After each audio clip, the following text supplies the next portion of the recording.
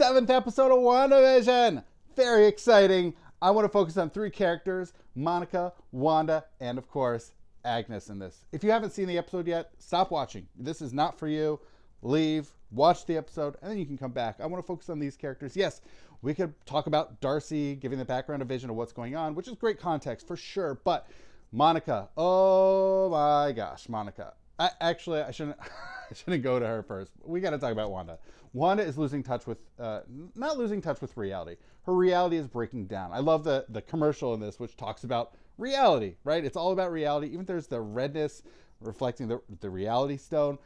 Clearly, her reality is falling apart. It is breaking down. She's losing it, which is shocking considering how the last episode ended. With her expanding the hex, clearly it seemed to indicate to us she had a significant amount of power over this reality. And yet what we see here in the outset of this episode and throughout, Wanda does not have full control of this reality. It's breaking down, it's falling apart, and she does not have control. But we do know who does at the end, which is really fascinating. But she has, Wanda. All right, I want to get in touch with Monica first. Actually, I want to touch on Monica.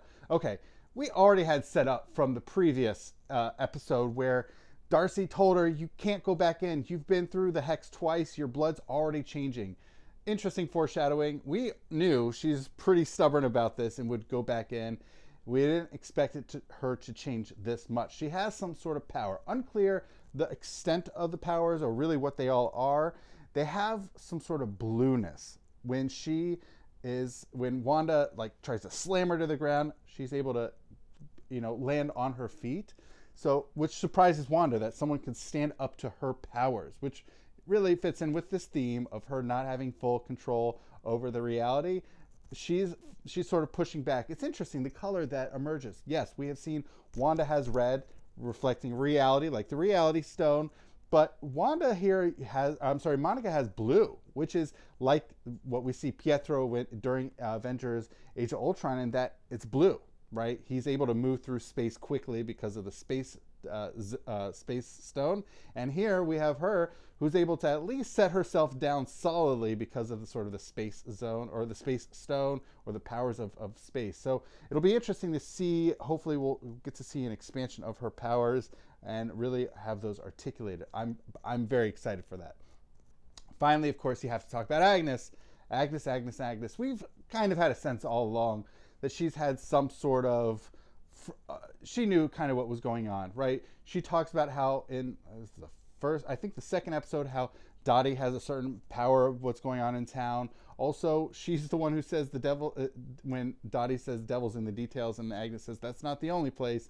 She has more of a sense of what's going on in this Westview reality. Really fascinating to finally see this turn out that she is, of course, yes, we did have last episode set up in her witch costume that we had a sense that she really was a witch. And also, I think, I could be correct, but I think a couple episodes ago, she talks about having a couple tricks up her sleeve and she mentions a spell. So we already had this even language that Agnes was using that references witchcraft. So we get to see her basement lair, which also I think is the first time in WandaVision we've even seen a basement. But clearly, we're in the basement. It's creepy. It's a witch's den of sorts. Really cool to see. Also, the purple, right? Agnes whenever she's using the magic at the end, it's always purple. When I think of the Infinity Stones, purple is the Power Stone. She has power. And probably that's what's really generating the hex. It's between her power and Wanda's reality. Like, we have those powers sort of fusing, even though Wanda doesn't know it, but Agnes could have been amplifying those powers all along, which is why Wanda didn't really know how this all started. Going forward, it'd be really interesting to see. Obviously, Vision, the last time we see him, he flies off to go home, so maybe he'll see what's going on between Wanda and Agnes, and who knows what will happen with him. Speaking of being caught up in the dungeon and seeing what's going on, we also see in the mid-credit scene, if you didn't know, there is a mid-credit scene. We didn't see Pietro before the credits, but he appears in the mid-credit scene. Really interesting to see how this will turn out, what's going on with Pietro and Monica. I'm very curious. So going forward, really interesting. I really like this turn that we've taken. I'm really excited to see Monica's powers begin to develop and hopefully even, probably not in this show, but flourish maybe. So really interesting stuff we got going on. So those are the three things I wanted to highlight. These three characters, Monica, Wanda, and Agnes.